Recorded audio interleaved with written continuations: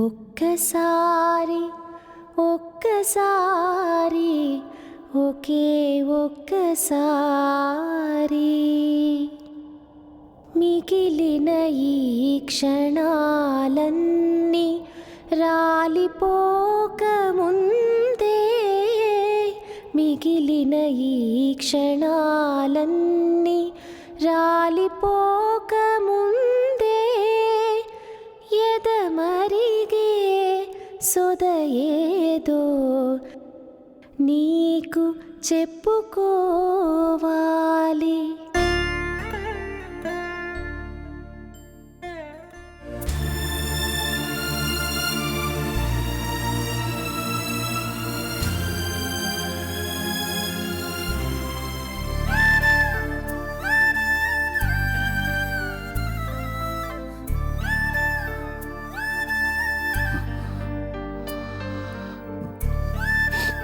కళ్యాణ్,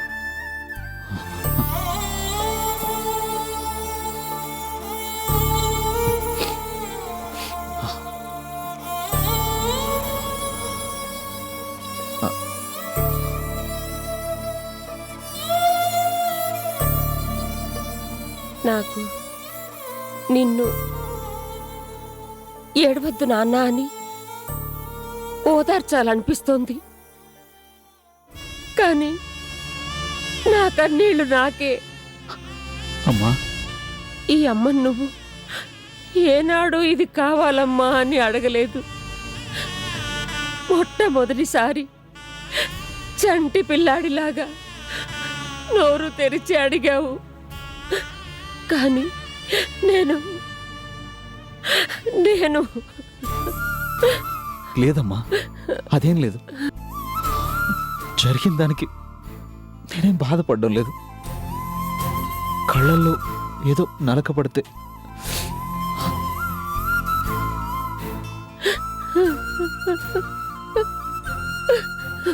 అమ్మా,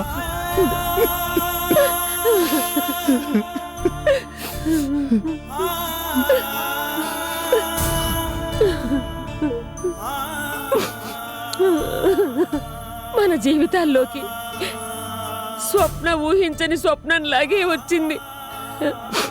ఇప్పుడు ఓ స్వప్నంలాగే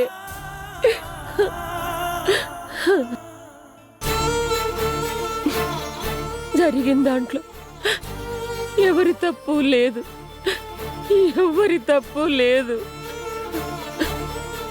ఏది ఎవరికి సొంతము అది వాళ్ళకే చెందాలి. అదే న్యాయం, ధర్మం. అమ్మా, ఇప్పుడు మనం ఆలోచించాల్సిందే గతాన్ని గురించి కాదు. తన గతాన్ని మర్చిపోయి ఇన్నాళ్ళు తన భర్తకు దూరం అయిపోయిన ఆ అమాయకురాల గురించి.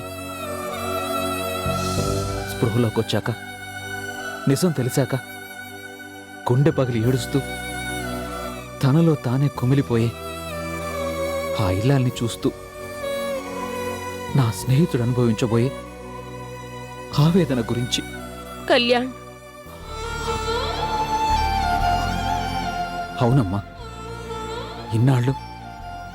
ఇన్నాళ్ళు రామ్ తనలో తానే ఎంత నరకాన్ని అనుభవించాడో తలుచుకుంటేనే.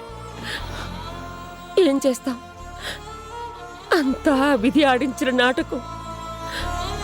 ఇలా జరగాలని రాసిపెట్టింది, జరిగింది అని గుండె నిబ్బరం చేసుకోవటం తప్ప ఎవ్వరం చేయగలిగింది ఏదీ లేదు.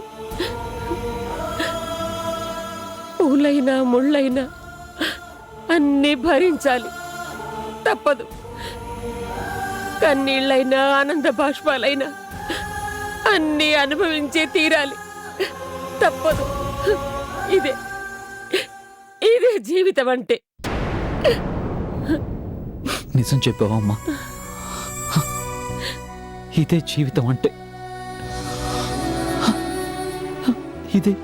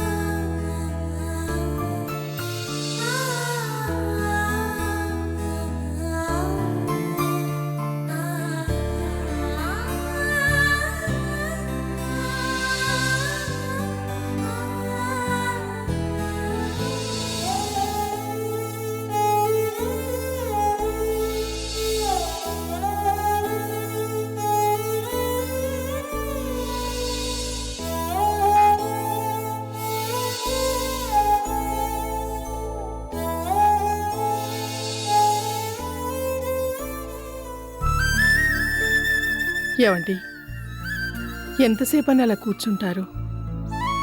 ఇప్పటికే చాలా పొద్దుపోయింది. అసలే మీ ఆరోగ్యం అంతంత మాత్రంగా ఉంది. వెళ్ళి రెస్ట్ తీసుకోండి. ఇంటికి వెళ్ళి రెస్ట్. మేమందరం ఉన్నాం కదండి, నా మాట విని వెళ్ళండి. వెళ్ళి ఏం చేయనన్నపూర్ణ? లంకంత ఇల్లు బావురుమంటూ ఉంటే ఇంతమంది మిమ్మల్ని ఇక్కడ వదిలేసి నేను అక్కడిని వెళ్ళి రెస్ట్.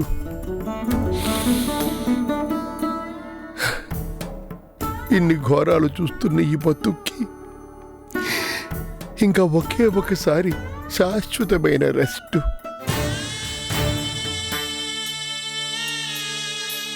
ఈ కట్టెల్లో కాలిపోయినప్పుడే. నాన్నగారు, ఏమండి, ఏమిటా మాటలు? అవునన్నపూర్ణ, నేనెందుకు పనికిరాని వాడినైపోయాను? నాన్నగారు, పెద్దవారు, మీరే ఇలా దిగులు పడిపోతే ఇక మేమంతా ఏం కావాలి? అవును మావయ్య, ఇంటికి పెద్ద దిక్కు. మాకు ధైర్యం చెప్పాల్సింది మీరే ఇలా. పెద్ద దిక్కు నా బతుకు కాల. ఏమండి, అవునన్నపూర్ణ, కడుపులో బాధలు సుడులు తిరుగుతూ ఉంటే కరువు తీరా అడవడానికి కూడా నోచుకొని ఈ పెద్దరికం ఎందుకన్నపూర్ణ? ఎందుకు? నాన్నగారు ప్లీజ్. దేనికిరా ప్లీజు? కోటి ఆశలతో మన ఇంట్లో అడుగు పెట్టిన పెద్ద కోడలికి ఏం జరిగినా తట్టుకోవడానికా ప్లీజు?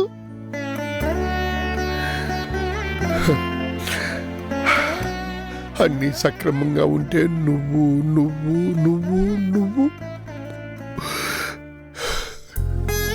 రే, అందరూ ఎంతో ప్రశాంతంగా నిద్రపోవలసిన ఈ అర్ధరాత్రి వేళ మృత్యుతో పోరాడుతూ అర్చన అక్కడ.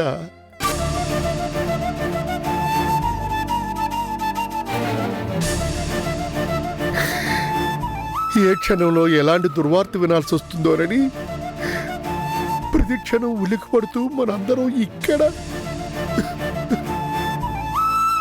ఎందుకురా?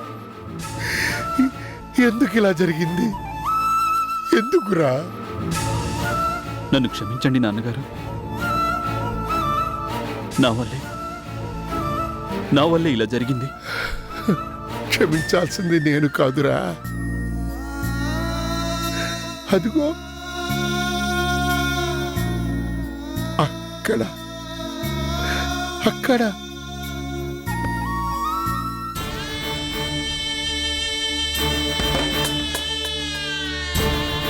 చావు బతుకుల మధ్య కొట్టుమిట్టాడుతోందే ఆ దేవత.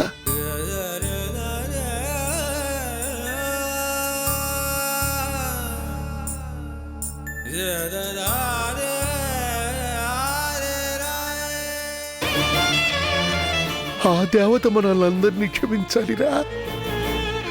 ఆ దేవత మనల్ందరినీ క్షమించాలి.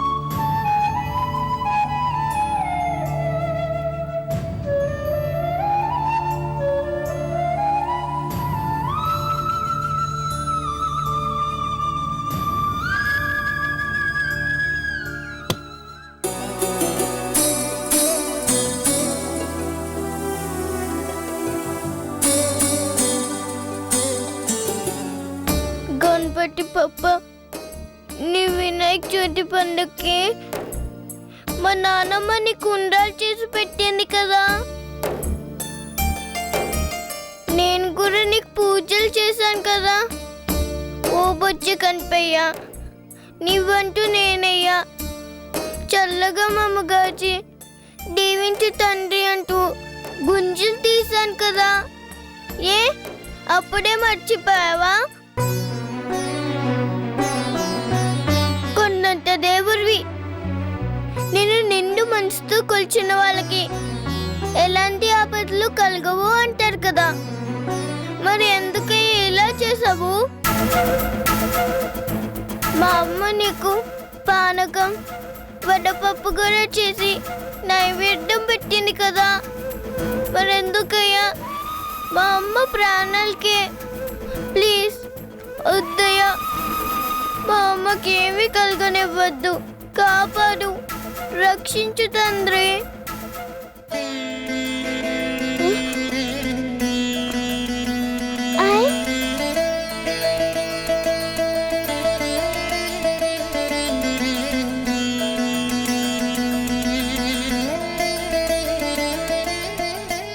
అమ్మా అమ్మా లల్లి లల్లి లల్లి అమ్మా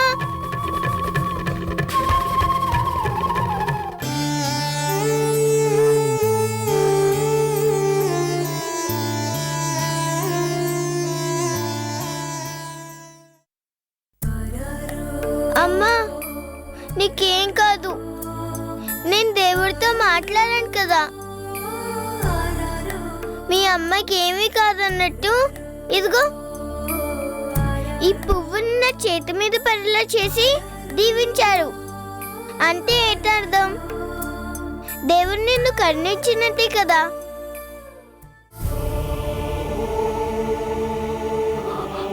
లల్లి డాడీ డాడీ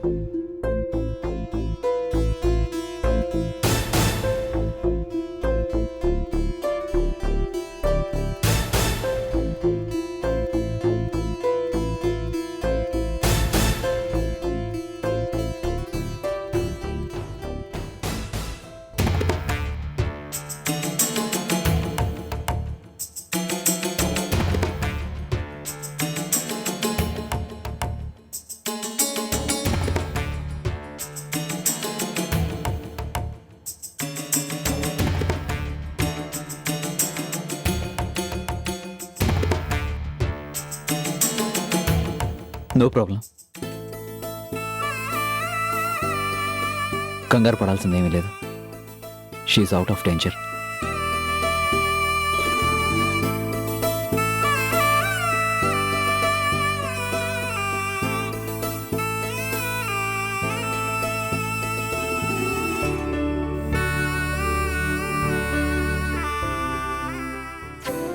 బాబు కళ్యాణ్, ఎంత చల్లని మాట చెప్పావయ్యా. చిన్నవాడివైనా నీకు చేతులు జోడించి మీరు పెద్దవారు, అలా అనకూడదు. బాబు, మేము వయసులోనే పెద్దవాళ్ళమయ్యా, కానీ కానీ నీది ఇంకా పెద్ద మనసు. ఇంత జరిగినా కూడా నువ్వు ఇంకా... అంకుల్, నేను డాక్టర్ని. నా డ్యూటీ నేను చేశాను, అంతే. కళ్యాణ్ గారు, మీరేం చేశారో మీకు తెలుసు, మీరేం చేస్తున్నారో మా అందరికి కూడా తెలుసు. నీలాంటి మంచి స్నేహితుడు దొరకడం నిజంగా మా అన్నయ్య అదృష్టం అండి. అంకుల్, అమ్మకి ఎప్పుడు స్పృహ వస్తుంది? వస్తుందమ్మా, మీ అమ్మకి తప్పకుండా స్పృహ వస్తుంది. అదే ఎప్పుడు అని? లల్లి, నీ చేత్తో నువ్వు మీ అమ్మకి దేవుడు కుంకుమని పెట్టావు కదా, కొంచెం టైం పట్టినా మీ అమ్మకి తప్పకుండా స్పృహ వస్తుంది. ప్రామిస్?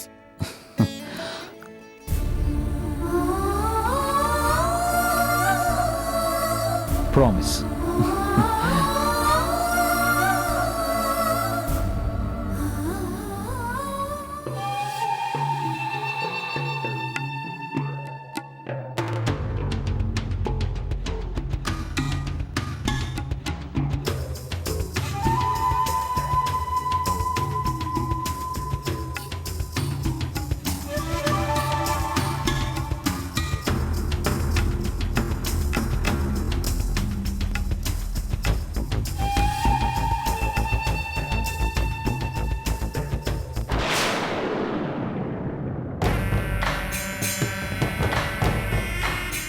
ఏంటే ఆ అర్చన ఖచ్చితంగా పోతుంది అనుకుంటే బతికేలా ఉంది అని బ్యాడ్ న్యూసా? అవును మమ్మీ, ఎప్పటికప్పుడు హాస్పిటల్లో ఏం జరుగుతుందో తెలుసుకుంటూనే ఉన్నాను.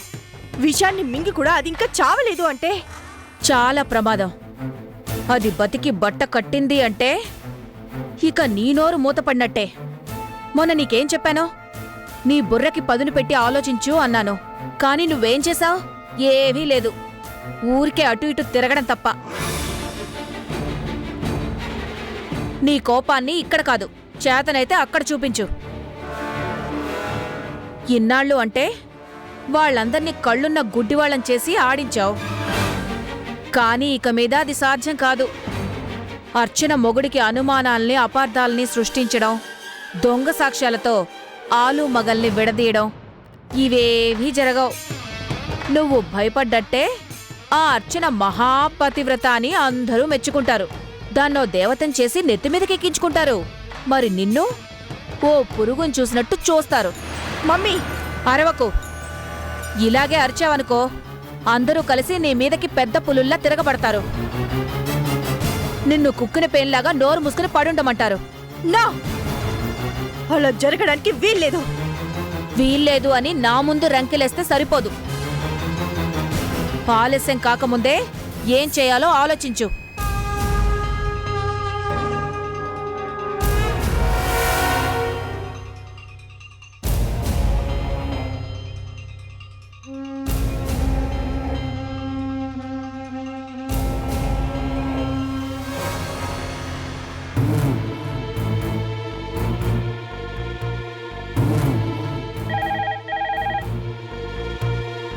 Hello, Sharada nursing home. చెప్పండి. ఒక చిన్న ఇన్ఫర్మేషన్ కావాలి. చెప్పండి. అదే పాయిజన్ కేస్. పేషెంట్ పేరు స్వప్న. ఇప్పుడెలా ఉంది? ప్రాణాపాయం ఏమీ లేదు, గండం గడిచినట్టే. కాకపోతే స్పృహలోకి రావటానికి కొంచెం టైం పడుతుంది. హలో, ఇంతకీ మీరెవరు మేడం? Hello hello. ఏంటి, సేఫేనా? ఇంకా స్పృహలోకి రాలేదంట. విషం తాగి కూడా బతికింది అంటే గట్టి పిండమే. ఇవాళ కాకపోతే రేపైనా స్పృహలోకొస్తుంది, డిశ్చార్జ్ అవుతుంది, ఇంట్లోకి అడుగు పెడుతుంది. ఇక నీ పని అవుట్. మమ్మీ, చా, సడన్ గా నువ్వింత చేతకందానివైపోయావేంటే? నువ్వసలు నా కూతురువేనా? ఒక పక్కన కురుక్షేత్రం మొదలయ్యేలా ఉంటే అస్త్ర సన్యాసం చేసినట్టు ఏంటే ఆ లుక్కు? నీ పొజిషన్లో నేనే గనక ఉండుంటే ఏం చేసేదాన్నో తెలుసా? ఏం చేసేదానివి? ఇలా మొబైల్ తీసి ఇందులోంచి ఫీడ్ చేసిన పేర్లలోంచి ఎంతో మొదలయ్యే పేరు కోసం వెతికేదాన్ని. ఎం ఫర్ మస్తాన్ కాదు, ఎం ఫర్ మర్డర్.